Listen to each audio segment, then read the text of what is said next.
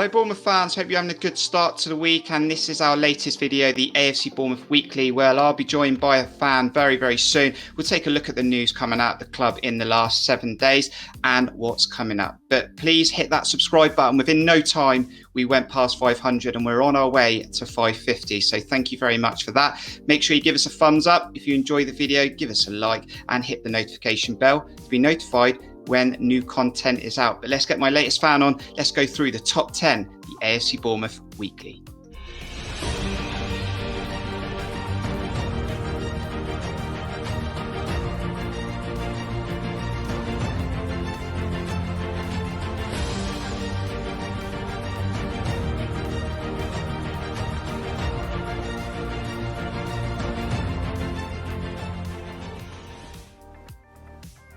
There's the Phil Bill note, and behind the note is Simon Kay. How you doing, Simon? I'm all right, thank you. How are you? I thought it would be rude not to share it at this precise moment. And I love to see it every time. Having a good start to the week, and thanks for joining me on this latest weekly. Yeah, anytime the Phil Bill comes out, I'm happy because it means the man himself has scored, and off we go again, and we don't lose when he does. Let's keep the roll going. Let's start then. Let's get on with the weekly.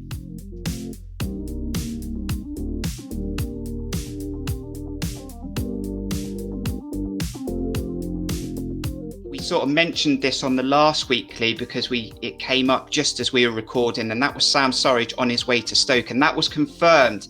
He did sign for Stoke, whatever the fee was in the end, and guess what? He came off the bench and scored on his debut as well. Simon, your reaction to Sam Surridge going to Stoke, and a surprise that he scored on his debut? In reverse order, no surprise he scored. Sam does what Sam does. I'm sad to see him go, but I do understand why he might have wanted to go. So we've just got to find a replacement for him and continue on our journey without him. But I wish him luck and all the best. He served the club well. He deserves his opportunity. I mean, just from your personal opinion, do you think it was a one-way thing, the club just trying to say, there you go, Sam, we're unfortunately, we're going to let you go to Stoke for the money? Or do you think it was Sam Surridge also going, if I'm not going to get a lot of game time, I'd like to try and have a new challenge? Probably a bit of both. I think we couldn't guarantee him what he probably deserves. He has proven himself. He has been out on loan. He went to Swansea. He did well there.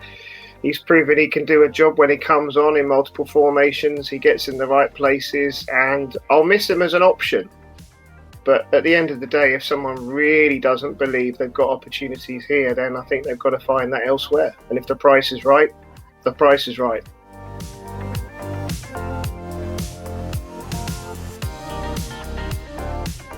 Now, Steve Cook did put out a bit of a tweet a few weeks ago, didn't he? And we discussed it, and a new tweet's come out looking more Bournemouthy, and he said back soon, Simon. Now, back soon fit, back soon in a red and black shirt, or again a bit of both? I'd like to think back soon, all of the above. I mean, pre-season's proven that we've got some brilliant options with Ibsen Rossi and the depth in that defensive position with obviously Lloyd Kelly and Mepham and everything else that we have going on there. But there's no denying that we're going to need somebody like him. I think you could see that in the game the other night, even though Mepham played really well. In fact, the whole back four played very well for me. But I think we need him. So I'll be very happy if he stays, because we need that commanding voice in that area, and that's what he brings as well.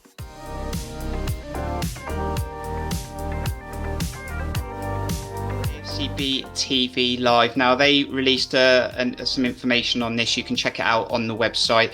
And through last season was a different season like no other, and we were able to watch all matches either paying for it or on Sky Sports, and that's changed. It's going back to what we knew before COVID, so pretty much now you can only watch it if you're at the game or if it's on Sky Sports. AFCB TV Live can't be shown if the game is between 2:45 and 6:45, and if it's on Sky Sports, I think the red button is excluded. So that being said, Simon, I think what we're trying to achieve on this channel and other channels is bringing those fans. We've made a lot of friendships virtually. We want to keep those friendships going, and we need to be able to provide content where we can so they still feel part of it. Yeah, I think it's a bit of a shame. I mean, obviously, with what everybody's been through, yes, it was great to have that content because we couldn't go to the matches personally ourselves. As you say, it did bring people together. We met people through the coverage, through back of the net, etc. So the way technology is as well, it really is a shame that we have to revert so quickly. I understand commercial contracts, but certainly for some of our international friends not to be able to access it, or some period of time, or random games, just something to satisfy that demand. It would have been nice for there to be a bit of flexibility.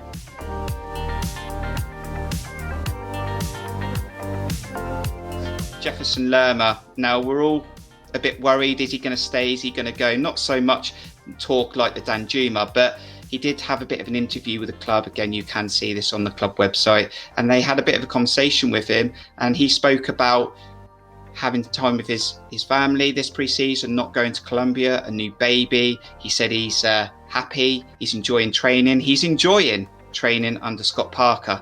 Oh, we needed that, Simon. He's going to remain an AFC Bournemouth player. He is. We all have his smile. He's a happy chap. And if a player's happy, we're happy. And you can see it in their performances. So brilliant. We need squad depth. Whether that's a position we've got too many at compared to other ones, I'm sure we'll come on to with other questions at the minute. But I love him to stay, and I'm happy if he does. As an asset, and a saleable asset, if we need money to reinvest in other areas, does beg the question, if Danjuma wasn't to go as well and we'd have them all, we'd be happy, but would we be happy? But for him himself, I'm happy for him, and I'd love him to stay. And you'd love him to stay, because I've had conversations with friends about this, and they do say that actually maybe it is an area we're very well equipped in, with Kilkenny stepping up to the mark, and maybe that is a position that we should free up to bring in funds to fill other positions we're light in. Absolutely, and I agree with that. But if he stays, I'm happy. If he leaves and he finds the right deal for himself and also for the club, I'm also happy. But we do need strength in depth, but there are certain positions, as we say, where we definitely have plenty of options, unless Lerma becomes an option as one of the 3 forward players, which I don't quite see. The formation that we play does make you wonder whether his opportunities would be limited. But we'll wait and see.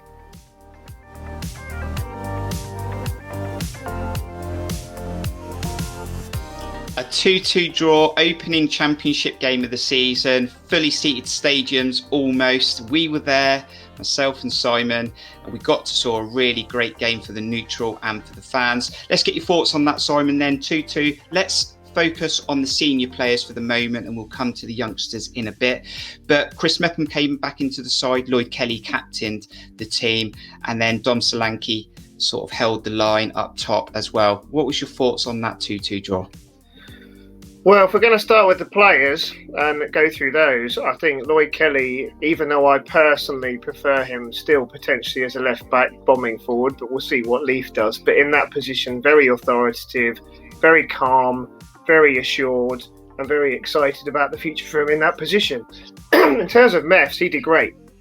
He got rid of the ball when he had to get rid of it. His positioning was good. And it was probably one of his better games. And he's got plenty of really good games in him as well.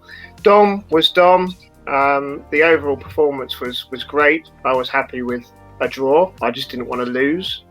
And I think it's something to build on. And another player to bring in there is David Brooks. I think he's looked very bright through pre-season. Has to be the season, in my opinion, for David Brooks, that he sort of takes it, grasps it with both hands. And he had a chance to win the game at 2-2. Got a good first strike away, first time, just probably too close to the goalkeeper, but a foot to the right of the keeper, and it's probably nestling in the corner. That's just one for the goalkeeper brigade, that one. That was a good save. I mean, at the end of the day, what a ball from the Phil Bill across, to find him in that way. That in itself was exciting, that we had someone who could fizz in a ball like that. But I don't think you can take that any better than Brooksy did. But he definitely looks up for it, and it's very exciting. And if he can stay injury-free, I'm convinced he'll be one of the best players in the league this year.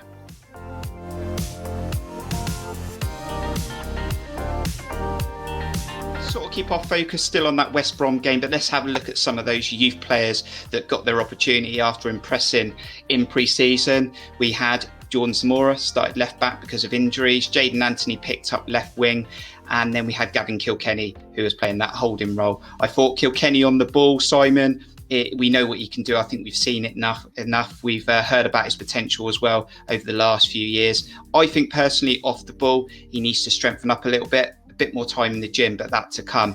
Jordan Samore and Jaden Anthony in that first half, I actually thought it was a bit weak, apart from the assist that Anthony got, and it was a bit of a concern. But they grew into the game, and didn't they link up well for that second goal? Beautifully. We'll start with the Irish Iniesta. I still hope that song that someone's curated actually starts to be sung. I think, yes, he'll evolve, he'll continue to grow, and I just hope he keeps being given the opportunities to do what he's doing. I do think that the way we're playing at the moment, there's a bit of a element to him needing to have a bit more support, someone to drop back slightly to improve the linkage of play and to offer him an out ball, because he sometimes gets a bit trapped by players around him, and that can be solved by somebody else dropping slightly deeper from time to time, but we'll see how that goes. Jaden was amazing. Not necessarily the best performance I might have expected out of him, but he did the job, and we've got to remember that this is that was his second appearance. We'll take it as a first, and he was playing against a big team. So he did his job, and he did it well, and I can't say that they had a gazillion attacks flying down that wing. Jaden did great. Obviously, they kind of targeted him a bit, I would say, in the first phase of the game, but he acclimatised, did a few great tackles, a few brilliant passes. So I'm happy with that. They're not quite yet Daniels and Pugh, but hey, there's plenty of time. And another quick point on Kilkenny there. Now, if he keeps performing like this, and he's almost getting man of the matches regularly, when Ben Pearson's fit, and when Lewis Cook's fit, and we talked about Lerma in this weekly, do you take him out? Because if he's in form and flying, surely you keep him in. Very difficult. I wouldn't like to be a manager in that situation at all. I would hope to think that Scott Parker would stick with him if the performance keeps going, because he seems to be willing to stick with youth. He did that at Fulham, and I hope he'll do it here. It's a real tough call, but what Gavin offers us is probably similar to a Lewis Cook than a Ben Pearson. So if you're going to kind of have two players in one position or two positions, I'd put Pearson and Lerma in one pot, and I would put Lewis Cook and Gavin in the other. And I'm pretty sure we won't play the same formation all the way through the season. So there'll be opportunities for them all.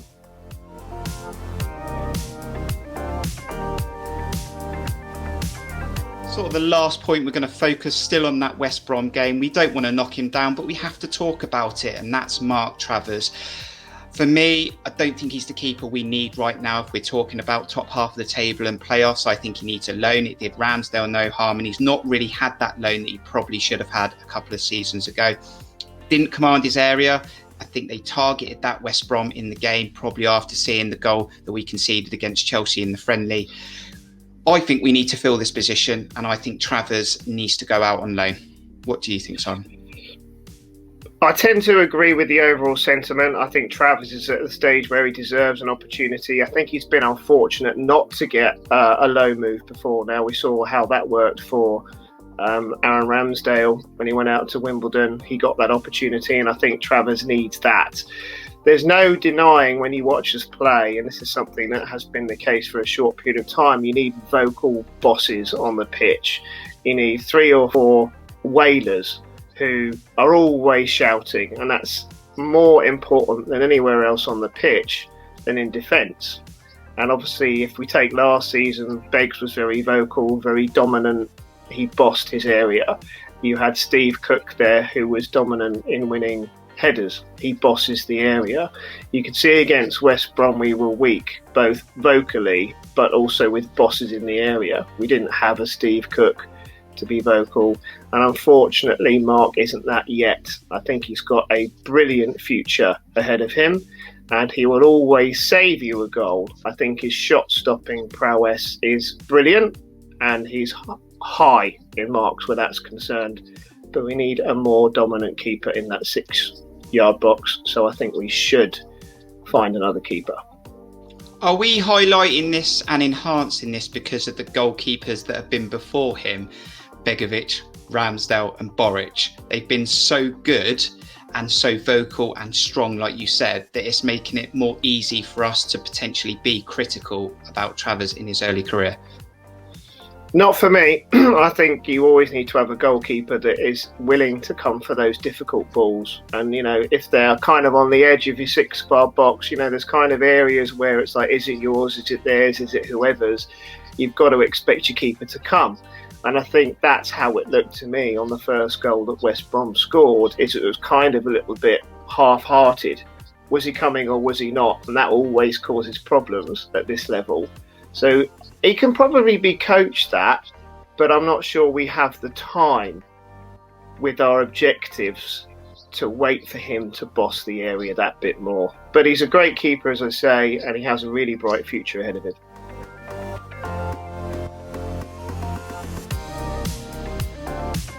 We've talked about those youngsters, we've talked about being strong in areas, Simon, but we are also light in certain areas. Where would you like to bring in a player if you can? 1, 2 or 3? What positions do we need to fill before that window closes in 23 days? Number 1, a goalkeeper. There's nothing against Mark, but I think we need a bit more of a commanding goalkeeper, and I hope we can find one. Number 2, not surprisingly, because we've let a striker go, we need to get a striker in to replace Sam. And we don't have a pacey winger if we lose who we think we're going to lose. I mean, if Danjuma stays, absolute magic, and he can give us one more season. I mean, I'm all in with that. That would be amazing. But someone else down that left, I thought having Stanislas would be okay, but he got injured in the warm-up, so the rumour goes the other night. So they'd be my 3. I think everywhere else, I'm okay, but I do worry that if 1 or 2 of our key players were to get injured, the depth is lacking.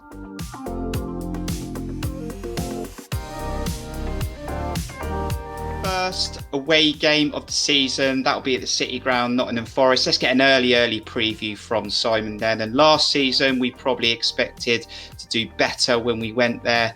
It was a 0-0 draw, quite a frustrating game, I can remember. Not a lot of chances. But Nottingham Forest did lose in the last minute against Coventry. We took a point at home. What are you expecting from this first away game at Forest? Well, having watched the game yesterday of Forest against Coventry, they've got that pretty nippy Johnson down the right-hand side, and that's an area of the pitch where I'm slightly concerned. I'm slightly concerned about zippy balls coming into the box from the wings. So I think they're going to score against us, but defensively they do look a bit light as well. So there's going to be goals in this. Whether or not it's another 2-2, I don't know.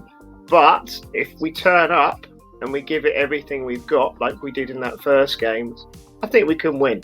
So I'll go for a 2-1. I was going to ask your score prediction, but you just gave it. 2-1 for the Cherries. First win of the season, hopefully.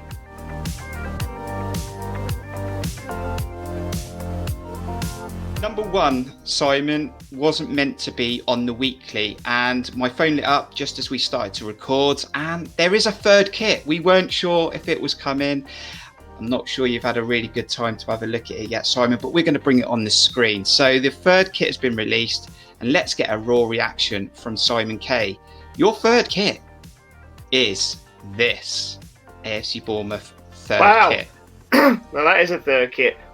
That's something different, isn't it? Well, let's see what AFC Bournemouth has said about this. The AFC Bournemouth third kit for 2021-2022 has been released and is available to buy right now. Scott Parker's side will wear the new strip for the first time on Saturday against Forest. That's interesting.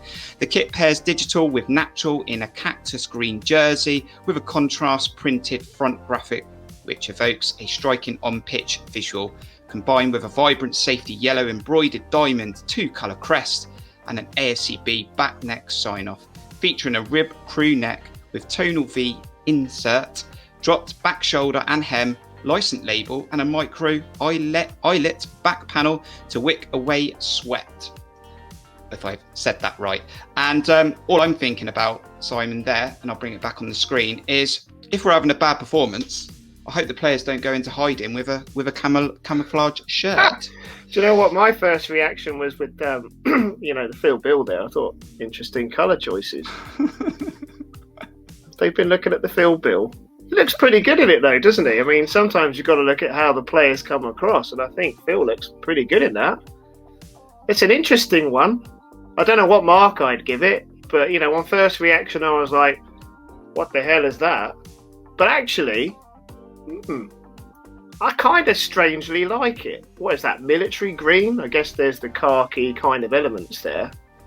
But, let's see it in the flesh at the weekend, and we'll go from there. What do you think, Kirk?